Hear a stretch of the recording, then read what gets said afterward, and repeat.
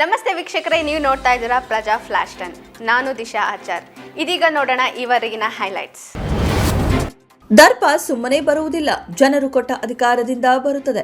ಆ ದರ್ಪ ಅಧಿಕಾರ ಇದ್ದ ಕಾರಣಕ್ಕೆ ರಾಜೇಂದ್ರ ಸಿಂಗ್ ಬಾಬು ಅವರನ್ನ ಚಲನಚಿತ್ರ ಅಕಾಡೆಮಿಗೆ ಅಧ್ಯಕ್ಷರನ್ನಾಗಿ ಮಾಡಿದೆವು. ಪಕ್ಷಕ್ಕೆ ಹಾಗೂ ಚಿತ್ರರಂಗಕ್ಕೆ ಸಹಾಯ ಮಾಡಲಿ ಎಂದು ಸ್ಥಾನ ನೀಡಿದ್ದೆವು. ನಂತರದಲ್ಲಿ ಅವರು ಒಂದು ದಿನವೂ ಪಕ್ಷದ ಕೆಲಸಕ್ಕೆ ಬರಲಿಲ್ಲ ಎಂದು ಉಪಮುಖ್ಯಮಂತ್ರಿ ಡಿಕೆ ಶಿವಕುಮಾರ್ ದೂರಿದರು. ಮೂಡಾ ಪ್ರಕರಣದಲ್ಲಿ ಮುಖ್ಯಮಂತ್ರಿ ಸಿದ್ದರಾಮಯ್ಯಗೆ ಮತ್ತೆ ಸಂಕಷ್ಟ ಎದುರಾಗಿದೆ. ಸಿಬಿಐ ತನಿಖೆ ಕೋರಿ ದೂರುದಾರ ಸ್ನೇಹಮಯಿ ಕೃಷ್ಣ ಅವರು ಹೈಕೋರ್ಟ್ಗೆ ಮತ್ತೆ ಮೇಲ್ಮನವಿ ಸಲ್ಲಿಸಿದ್ದಾರೆ. ಹೀಗಾಗಿ ಸಿಎಂ ಹಾಗೂ ಪತ್ನಿ ಪಾರ್ವತಿಗೆ ಸಂಕಷ್ಟ ಎದುರಾದಂತೆ ಆಗಿದೆ. ಪೆಟ್ರೋಲಿಯಂ ಮತ್ತು ನೈಸರ್ಗಿಕ ಅನಿಲ ನಿಯಂತ್ರಣ ಮಂಡಳಿ ರಾಜ್ಯದ ಎಲ್ಲ ಜಿಲ್ಲೆಗಳನ್ನು ಒಳಗೊಂಡಿರುವ 18 ಭೌಗೋಳಿಕ ಪ್ರದೇಶಗಳಲ್ಲಿ ನಗರ ಅನಿಲ ವಿತರಣೆ ಯೋಜನೆಗಳನ್ನು ಅನುಷ್ಠಾನಗೊಳಿಸಲು 8 ನಗರ ಅನಿಲ ವಿತರಣಾ ಸಂಸ್ಥೆಗಳನ್ನು ಅಧಿಕೃತವಾಗಿ ನೇಮಿಸಲಾಗಿದೆ ಎಂದು ತಿಳಿಸಿದರು.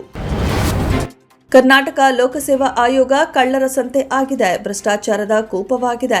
ಸ್ಪರ್ಧಾತ್ಮಕ ಪರೀಕ್ಷೆಗಳಲ್ಲಿ ಅರ್ಹರು ಕನ್ನಡಿಗರು, ಗ್ರಾಮೀಣ ಪ್ರದೇಶದ ಅಭ್ಯರ್ಥಿಗಳು ನ್ಯಾಯ ಮಾರ್ಗದಿಂದ ಆಯ್ಕೆ ಆಗಲು ಸಾಧ್ಯವೇ ಇಲ್ಲದ ಪರಿಸ್ಥಿತಿ ನಿರ್ಮಾಣವಾಗಿದೆ ಎಂದು ವಿರೋಧ ಪಕ್ಷದ ನಾಯಕ ಆರ್ ಅಶೋಕ್ ಕಿಡಿಕಾರಿದರು.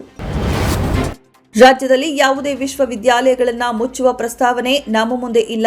ಆದರೆ ಕುಲಪತಿ ಹುದ್ದೆಗಾಗಿ ವಿಶ್ವವಿದ್ಯಾಲಯ ಕೇವಲ 20 ರಿಂದ 30 ಕಾಲೇಜುಗಳಿಗೆ ಒಂದು ವಿಶ್ವವಿದ್ಯಾಲಯ ಮಾಡಲು ಸಾಧ್ಯವಿಲ್ಲ ಎಂದು ಉಪಮುಖ್ಯಮಂತ್ರಿ ಡಿಕೆ ಶಿವಕುಮಾರ್ ತಿಳಿಸಿದರು.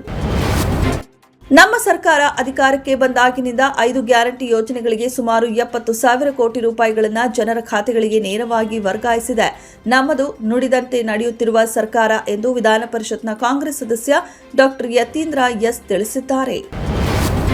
ಅಕ್ಷರಗಳೆಲ್ಲ ಕೀಲಿಮಣಿಯಲ್ಲೇ ಕಳೆದು ಹೋಗುತ್ತಿರುವ ಇಂದಿನ ಡಿಜಿಟಲ್ ಯುಗದಲ್ಲಿ ಕೈಬರಹಗಳೇ ಬೆಸ್ಟ್. ಇದು ಸೃಜನಾತ್ಮಕತೆ ಉತ್ತೇಜಿಸಿ ಜ್ಞಾಪಕ ಶಕ್ತಿ ಹೆಚ್ಚಿಸುತ್ತದೆ ಎಂದು ಹಲವು ಸಂಶೋಧನೆಗಳೇ ಹೇಳಿವೆ.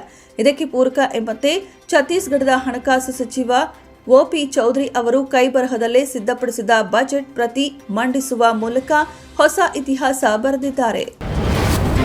ವಾಯುವ್ಯ ಪಾಕಿಸ್ತಾನದ ಬನ್ನು ಕಂಟೋನ್ಮೆಂಟ್ ಅನ್ನು ಗುರಿಯಾಗಿಸಿಕೊಂಡು ಮಂಗಳವಾರ ಸಂಜೆ ನಡೆದ ಆತ್ಮಾಹುತಿ ದಾಳಿಯಲ್ಲಿ 9 ಮಂದಿ ಸಾವನ್ನಪ್ಪಿದ್ದು 16 ಮಂದಿ ಗಾಯಗೊಂಡಿದ್ದಾರೆ. ಮೃತರಲ್ಲಿ 6 ಭಯೋತ್ಪಾದಕರು ಇದ್ದಾರೆ. ಸ್ಫೋಟಕಗಳು ತುಂಬಿದ್ದ 2 ವಾಹನಗಳು ಮಿಲಿಟರಿ ಗಡಿ ಗೋಡೆಗೆ ಡಿಕ್ಕಿ ಹೊಡೆದಾಗ ಈ ದಾಳಿ ಸಂಭವಿಸಿದೆ ಎಂದು ಪೊಲೀಸರು ದೃಢಪಡಿಸಿದ್ದಾರೆ. ದುಬೈ ಅಂತಾರಾಷ್ಟ್ರೀಯ ಕ್ರಿಕೆಟ್ ಮೈದಾನದಲ್ಲಿ ನಡೆದ ಆಸ್ಟ್ರೇಲಿಯಾ ವಿರುದ್ಧದ ಮೊದಲ ಸೆಮಿಫೈನಲ್ ಪಂದ್ಯದಲ್ಲಿ ಆಸ್ಟ್ರೇಲಿಯಾ ತಂಡವನ್ನು ಭಾರತ 4 ವಿಕೆಟ್ಗಳ ಅಂತರದಲ್ಲಿ ಮಣಿಸಿತು.